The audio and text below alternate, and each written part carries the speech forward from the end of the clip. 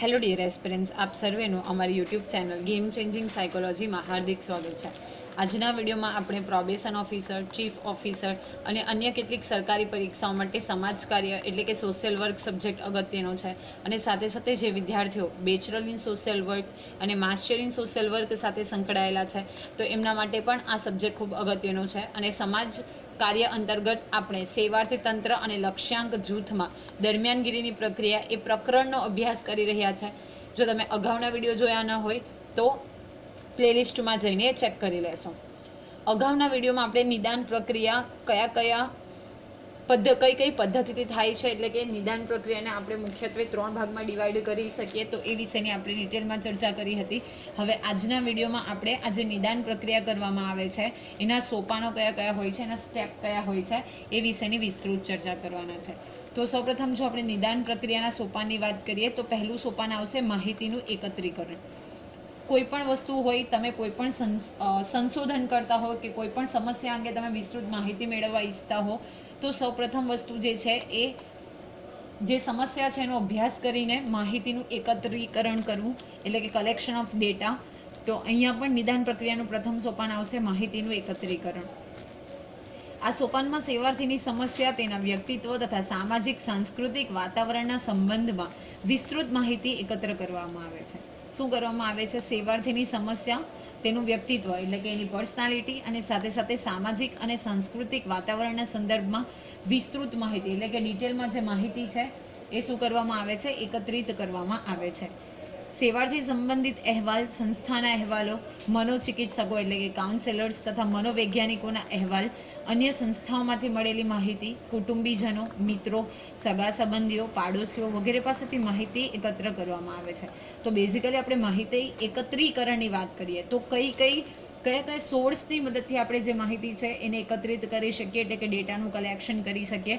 તો બેઝિકલી છે સેવાર્થી સંબંધિત અહેવાલ. જ્યારે મિટિંગ થાય, ઓકે, જ્યારે મુલાકાત થાય તો એ સંબંધિત અહેવાલ જે તે સંસ્થા છે એના અહેવાલો દ્વારા, મનોચિકિત્સકો એટલે કે જે કાઉન્સેલર્સ છે એ મનોવૈજ્ઞાનિકોના અહેવાલ એટલે કે જે સાયક્રાટ્રિસ્ટ છે તો એ વિશેના રિપોર્ટ્સ, અન્ય સંસ્થાઓમાંથી મળેલી માહિતી, કુટુંબીજનો સાથે સાથે મિત્રો એટલે કે ફ્રેન્ડ સર્કલ, રિલેટિવ્સ, નેબર્સ, આ બધી વ્યક્તિઓ પાસેથી માહિતી એકત્રિત કરવામાં આવે છે. સેવાર્થી સંબંધિત અહેવાલ, સંસ્થાના અહેવાલો, મનોચિકિત્સકો તથા મનોવૈજ્ઞાનિકોના અહેવાલ, અન્ય સંસ્થાઓમાંથી મળેલી માહિતી, કુટુંબીજનો, મિત્રો, સંબંધીઓ, આ બધા પાસેથી માહિતીનું શું કરવામાં આવે છે? એકત્રીકરણ એટલે કે ડેટા કલેક્શન કરવામાં આવે છે. હવે નંબર 2 જે છે એ છે હકીકતોનું મૂલ્યાંકન. આપણી પાસે જે કોઈ માહિતી મળી છે તો એની યથાર્થતા કેટલી છે તો એ વિશેનું મૂલ્યાંકન કરવાનું છે. તો વૈયક્તિક સામાજિક કાર્યકર્તા સેવાર્થીના સંબંધમાં એકત્રિત હકીકતને 3 રીતે મૂલ્યાંકન કરે છે. જે આપણી પાસે એકત્રિત હકીકતો થઈ છે, માહિતી થઈ છે, એનું બેઝિકલી આપણે 3 રીતે મૂલ્યાંકન એટલે કે ઇવેલ્યુએશન કરીએ છીએ. સૌપ્રથમ સમસ્યાનું મૂલ્યાંકન. તો અહીં વૈયક્તિક સામાજિક કાર્યકર્તાએ જાણવાનો પ્રયાસ કરે છે કે સમસ્યાનું સ્વરૂપ કેવું છે. તે શારીરિક કષ્ટ આપે તેવી સમસ્યા છે કે મનોવૈજ્ઞાનિક દબાવ આપતી સમસ્યા છે કે પછી અસમાયોજન સંબંધિત સમસ્યા છે કે સેવાર્થીની ભૂમિકા સંબંધિત સમસ્યા છે. તો સૌપ્રથમ જ્યારે આપણને સમસ્યા વિશેની માહિતી મળે છે તો એ સમસ્યાનું મૂલ્યાંકન કેવી રીતે કરી શકાય? તો સૌપ્રથમ તો એનું ફોર્મ એટલે કે એનું સ્વરૂપ કેવું છે, એ જે તે સમસ્યા ઉદ્ભવી છે તો એ શારીરિક એટલે કે ફિઝિકલી પ્રોબ્લેમ ક્રિએટ કરે એવી છે કે મનોવૈજ્ઞાનિક દબાવ એટલે કે મેન્ટલી એન્ઝાયટી ક્રિએટ કરે યા ડિપ્રેશન ક્રિએટ કરે એવી છે. અસમાયોજન સંબંધિત છે એટલે કે એડજસ્ટમેન્ટ રિલેટેડ છે.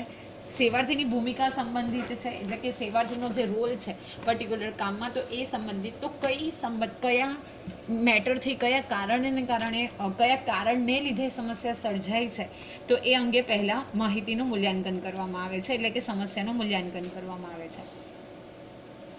સમસ્યાનું મૂલ્યાંકન કરતી વખતે વૈયક્તિક સામાજિક કાર્યકર્તા તે પ્રકારની સ્પષ્ટ માહિતી મેળવે છે કે સેવાર્થી કઈ સમસ્યાથી સમસ્યાગ્રસ્ત છે, તેની સમસ્યાનો ઉદ્ભવ કેવી રીતે થયો, સમસ્યા ઉકેલ માટે ક્યારે અને કયા પ્રયાસો કરવામાં આવ્યા છે, કરવામાં આવેલ પ્રયાસોમાં સફળતા મળી તથા તે પ્રયાસો કેમ બંધ કરવામાં આવ્યા. તો બેઝિકલી જ્યારે માહિતી મળી જાય છે ત્યાર પછી કે કઈ માહિતીથી સમસ્યાગ્રસ્ત છે, પ્લસ તેની સમસ્યાનો ઉદ્ભવ કઈ રીતે થયો છે, સમસ્યાનો જો ઉદ્ભવ થયો છે તો એના સોલ્યુશન માટે, એના નિવારણ માટે કયા પ્રયાસો કરવામાં આવ્યા છે, સાથે સાથે જે કરવામાં આવેલા પ્રયાસો છે, જે સ્ટેપ લીધા છે કે પ્રોબ્લેમ સોલ્વ થઈ શકે, તો એને કારણે આપણને સફળતા મળી કે નથી મળી, અને જો સફળતા મળી કે નથી મળી તો એ જે પ્રયાસો છે, એફર્ટ્સ છે, એને કેમ બંધ કરવામાં આવ્યા. ઇન શોર્ટ કે 360 ડાયમેન્શનથી આનું જે સમસ્યા છે એનું મૂલ્યાંકન, ઇવેલ્યુએશન કરવામાં આવે છે.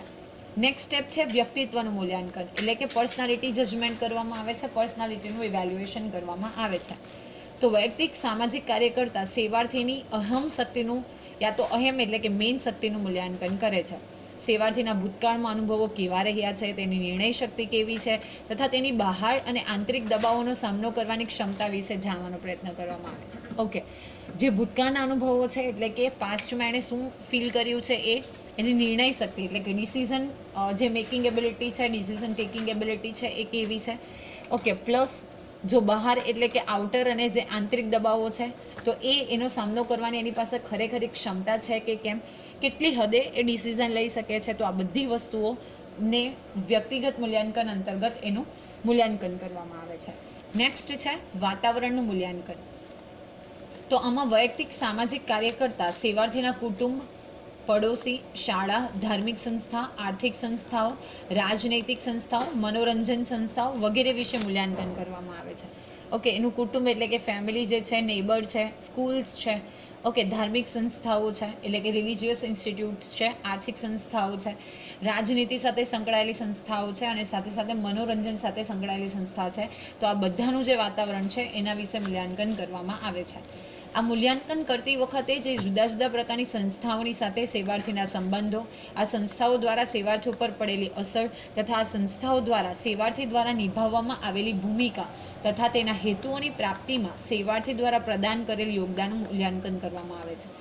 આ જે કોઈ સંસ્થાની આપણે વાત કરી એની સાથે બેઝિકલી આ જે હેતુઓ છે અથવા તો એની ભૂમિકા છે, તો એ ભૂમિકાની સિદ્ધિ માટે આપણા જે સેવાર્થી છે એના દ્વારા જો કોઈ પ્રદાન કરવામાં આવ્યું છે, યોગદાન કરવામાં આવ્યું છે, કન્ટ્રીબ્યુશન કરવામાં આવ્યું છે, તો એનું પણ આમાં શું કરવામાં આવશે, મૂલ્યાંકન કરવામાં આવશે. નેક્સ્ટ છે કારણાત્મક હકીકતોની શોધ.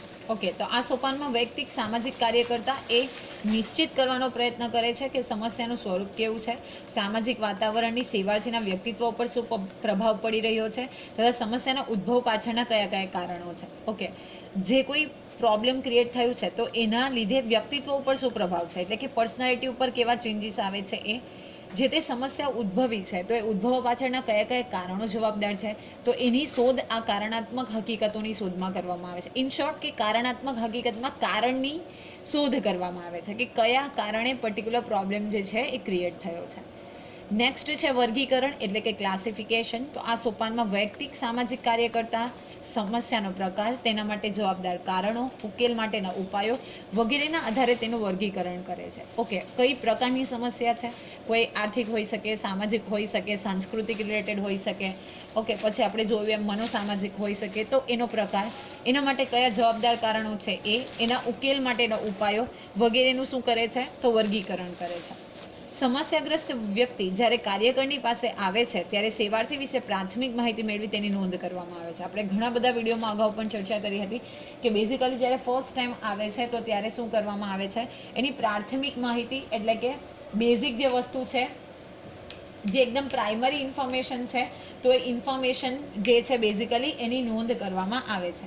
આ પ્રક્રિયાને વ્યક્તિનો પ્રવેશ સંસ્થા વડે સ્વીકૃત પામ્યાનું માનવામાં આવે છે અને basically this is a first meeting અને એ એક સ્વીકૃતિ છે, તો એ માટેની એને શું કરવામાં આવે છે, સ્વીકૃત પામવા એટલે કે સ્વીકૃતિ છે એવું સ્વીકારવામાં આવે છે. ત્યારબાદ તે વ્યક્તિ મટી અને સેવાર્થી બને છે. જ્યારે ફર્સ્ટ ટાઈમ આવે છે ત્યારે વ્યક્તિ હોય છે જેને ખરેખર જરૂર છે, પછી ધીરે ધીરે શું થાય છે, તો બેઝિકલી એ શું બને છે, સેવાર્થી. ફોર એક્ઝામ્પલ કોઈ ઇન્સ્ટિટ્યુશન છે તો ફર્સ્ટ ટાઈમ જ્યારે આપણે માનો કે કોઈ ઇન્ટરવ્યૂ માટે જઈએ યા ડેમો માટે જઈએ તો આપણે basically we are one person, પછી ધીરે ધીરે આપણે એ કંપનીમાં કામ કરવાનું સ્ટાર્ટ કરીએ તો આપણે એના એમ્પ્લોય બની જઈએ છીએ. બસ એવી જ રીતે આ સેવાર્થી વિશેની ચોક્કસ જવાબદારી કાર્યકરને સોંપવામાં આવે છે. સેવાર્થીની સમસ્યા વિશેની ઊંડાણપૂર્વકની માહિતી મેળવવા માટે કાર્યકર સેવાર્થીને રૂબરૂ મળી તેની સમસ્યા સંબંધિત માહિતી મેળવે છે. આ રૂબરૂ મુલાકાત જરૂર પ્રમાણે વારંવારની મુલાકાત બની જાય છે. જો ઘણી વખત એવું હોય કે એક મુલાકાતમાં જે તે ડિસિઝન છે એ લઈ ન શકાય, તો વારંવાર મુલાકાત કરવી પડે છે અને જરૂર પણ એ શું બની જાય છે, એક પાર્ટ બની જાય છે. અહીં કાર્યકર સેવાર્થી વચ્ચે પરસ્પર સંબંધ સ્થાપનની શરૂઆત થાય છે, જે ધીરે ધીરે સેવાર્થીની સમસ્યાના મનોસામાજિક અભ્યાસ કરતાં તેનું નિદાન અને મૂલ્યાંકન સુધી સારવાર પહોંચાડે છે. જો આપણે અગાઉ પણ જોયું હતું કે એક પ્રકારનો રેપો એસ્ટાબ્લિશ થાય છે અને ધીરે ધીરે શું કરવામાં આવે છે, સમસ્યાના નિદાન માટે પ્રયત્ન કરવામાં આવે છે.